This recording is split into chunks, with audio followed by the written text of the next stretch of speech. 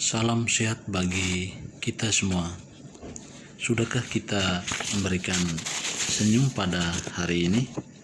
Pada kesempatan kali ini saya akan mendeskripsikan penerapan keterampilan dasar pekerjaan sosial pada Balai Rehabilitasi Sosial Anak yang memerlukan perlindungan khusus Antasena di Magelang.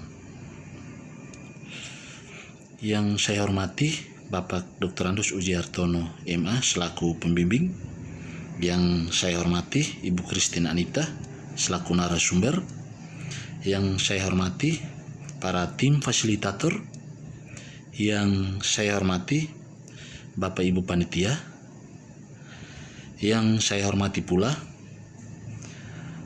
para peserta Diklat PDPS Angkatan 1. Yang pertama-tama, sebagai insan yang beriman, patutlah kita mengucapkan puji dan syukur kehadirat Tuhan Yang Maha Esa karena atas bimbingan, atas anugerahnya, sehingga sejak dari proses awal kegiatan kita yang kita ikuti hingga dengan saat ini, kita masih diberikan kesehatan, kita masih diberikan umur yang panjang, dan kita juga masih diberikan kelancaran dalam proses kegiatan ini. Sebelumnya saya mohon izin, paling pertama saya memperkenalkan diri. Nama saya Amadeus Rimutakasih. Saya bekerja di Dinas Sosial Kabupaten Flores Timur, Provinsi Nusa Tenggara Timur, pada bidang rehabilitasi sosial.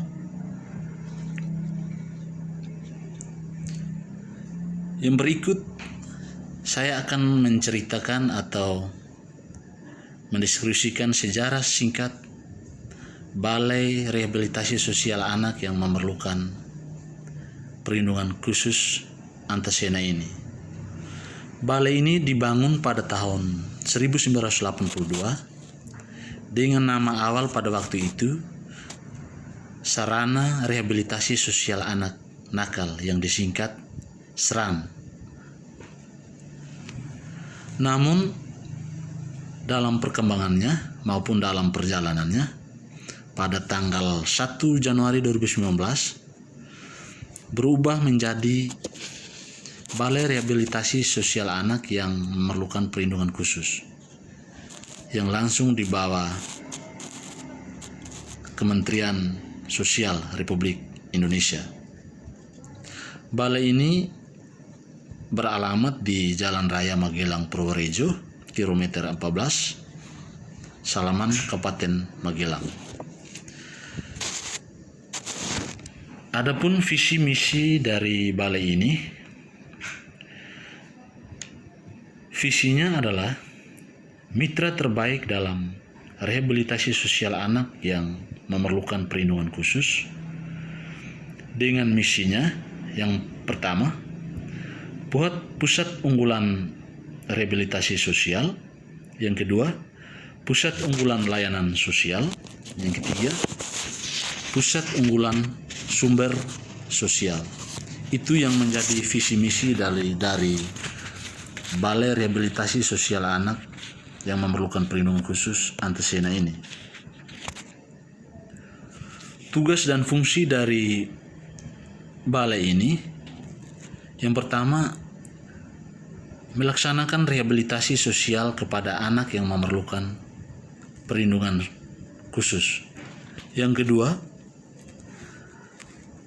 melakukan penyusunan rencana program, mengevaluasi maupun laporan. Yang ketiga, melaksanakan advokasi, melakukan terminasi maupun pemantauan terhadap anak ataupun klien atau korban dari masalah-masalah sosial lainnya. Yang menjadi sasaran dari kegiatan dari balai ini, yang pertama, anak yang memerlukan perlindungan khusus. Yang kedua, anak dengan HIV/AIDS. Yang ketiga, anak korban nafsa. Yang keempat, anak yang berhadapan dengan hukum yang disingkat ABH. Yang kelima, balai ini juga memberikan multi layanan kepada misalkan kepada lansia atau orang dengan gangguan jiwa maupun kepada masalah-masalah sosial lainnya.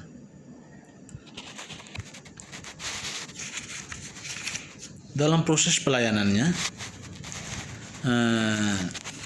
balai ini biasanya menerima rujukan dari dinas atau instansi ataupun lembaga-lembaga yang lainnya dari luar maupun dari orang tua atau keluarga yang ingin menitipkan keluarganya pada balai besar ini. Selain itu, balai ini juga memberikan pelayanan secara mandiri kepada klien atau korban yang tanpa melalui rujukan. Itu biasanya balai ini melakukan identifikasi dari sumber-sumber atau dari potensi-potensi yang ada di masyarakat.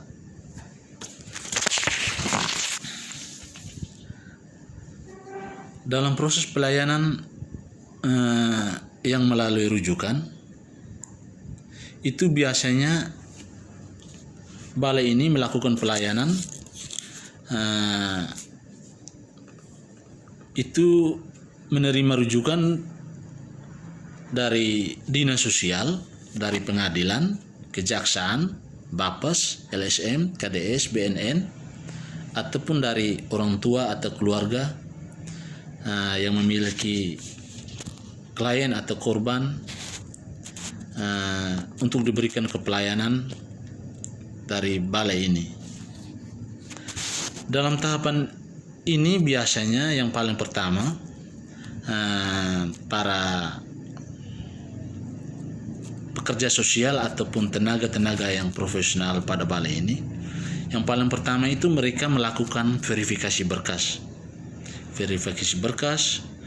Adapun tujuan dari verifikasi berkas ini untuk memperoleh data pribadi dari klien atau korban maupun orang tua ataupun keluarganya. Yang selanjutnya mereka melakukan wawancara atau interview ataupun melakukan asesmen terhadap korban atau klien sehingga memperoleh informasi mengenai keadaan fisik, keadaan psikis maupun keadaan sosial, mental, spiritual, dan latar belakang dari klien atau korban tersebut.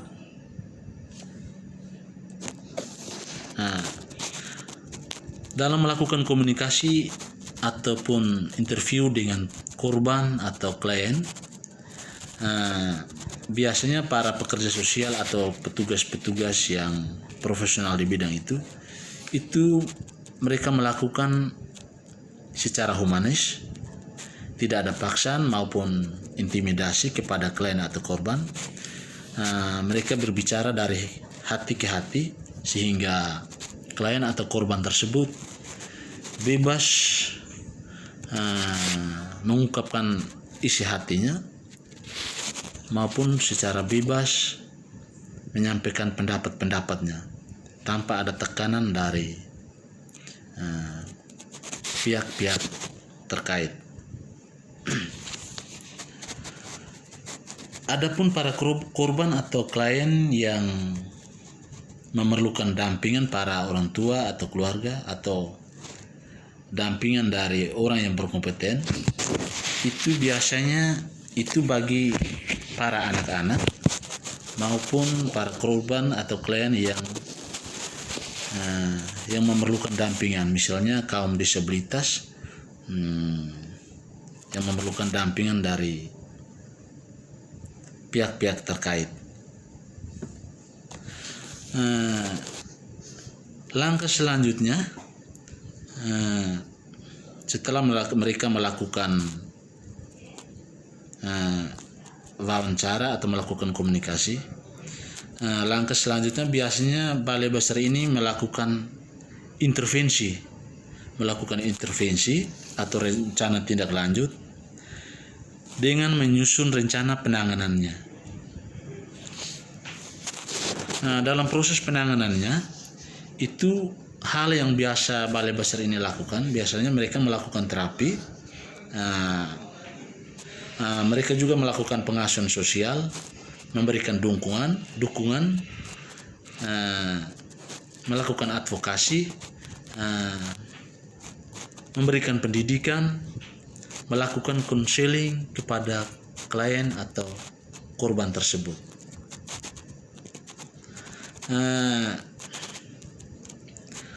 Dalam proses pelaksanaan ini, biasanya Balai Besar ini tidak melakukan sendiri.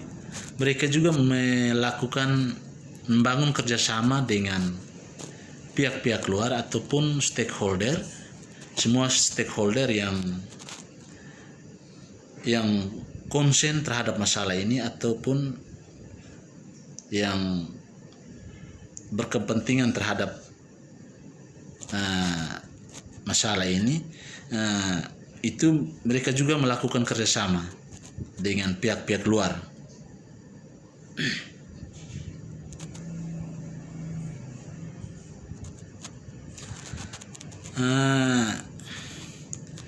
Setelah melakukan proses terminasi,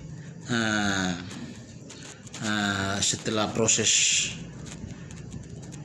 semuanya dilakukan, ketika klien atau korban itu sudah dinyatakan sehat atau sudah dinyatakan pulih, biasanya Balai Besar ini mengembalikan klien atau korban ini kepada orang tuanya atau kepada keluarganya, dengan tetap melakukan pemantauan dan memberikan dukungan kepada klien atau korban tersebut. Artinya setelah klien atau korban tersebut sehat atau pulih, setelah diserahkan, mereka tidak lepas tangan begitu saja. Berdasarkan hasil wawancara dengan narasumber Ibu Christine Anita, bahwa ketika mereka dikembalikan ke orang tua atau keluarganya, biasanya mereka diberikan dengan dukungan dana sehingga untuk menjadi modal usahanya. Selain itu juga mereka diberikan dengan pelatihan keterampilan sehingga ketika mereka hidup di tengah masyarakat nanti, mereka dapat mengaplikasikan keterampilan yang mereka dapat itu untuk menyambung kehidupan mereka di tengah keluarga maupun di masyarakat.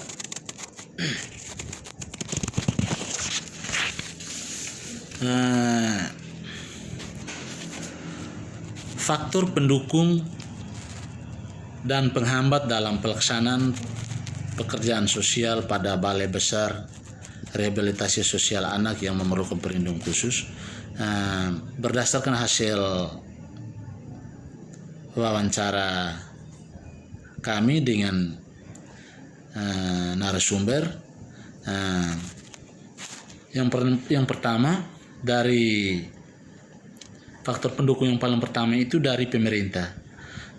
Dari pemerintah artinya pemerintah sudah sangat konsen terhadap persoalan ini, artinya dengan lahirnya undang-undang maupun aturan-aturan regulasi yang mengatur tentang perlindungan anak dan masalah-masalah sosial lainnya. Dari segi sumber daya manusia dan sarana-prasarana, Balai Besar ini mereka sudah berupaya mengoptimalkan proses pelayanan maupun advokasi atau pemberdayaan, sehingga proses pelayanan itu dapat berjalan dengan baik. Selain itu, faktor pendukungnya, mereka juga melakukan kerjasama dengan semua stakeholder yang ada guna mendukung proses pelayanan maupun program-program kegiatan yang mereka lakukan. Selain faktor pendukung, ada juga kendala-kendala yang mereka hadapi. Sering yang dihadapi oleh balai besar itu biasanya itu dalam proses penanganan terhadap anak yang berkebutuhan khusus. Mereka masih mengalami kekurangan tenaga profesional yang khusus menangani anak-anak yang berkebutuhan khusus tersebut. Itu yang menjadi kendala atau hambatan dalam proses penanganan dari balai ini. Saran saya kepada Balai Rehabilitasi Sosial Anak yang memerlukan perlindungan khusus, agar balai ini menambah tenaga sumber daya manusia yang khusus menangani anak yang berkebutuhan khusus ini. Yang kedua, agar lebih meningkatkan pelayanan. Yang ketiga, melakukan kerjasama dengan semua pihak atau semua stakeholder yang ada. Yang keempat, selain itu, agar balai ini mereka juga melakukan kerjasama dengan masyarakat di sekitar, sehingga secara spirit, secara moral, balai ini mendapat dukungan dari masyarakat di sekitarnya. Demikian saja hasil pemaparan saya. Kurang dan lebihnya saya kembalikan kepada kita semua untuk memberikan masukan maupun informasi-informasi yang dapat memperkaya bagi sumber daya maupun pelayanan kepada masyarakat, sehingga dapat maksimal dan optimal dilaksanakan. Sekian dan terima kasih.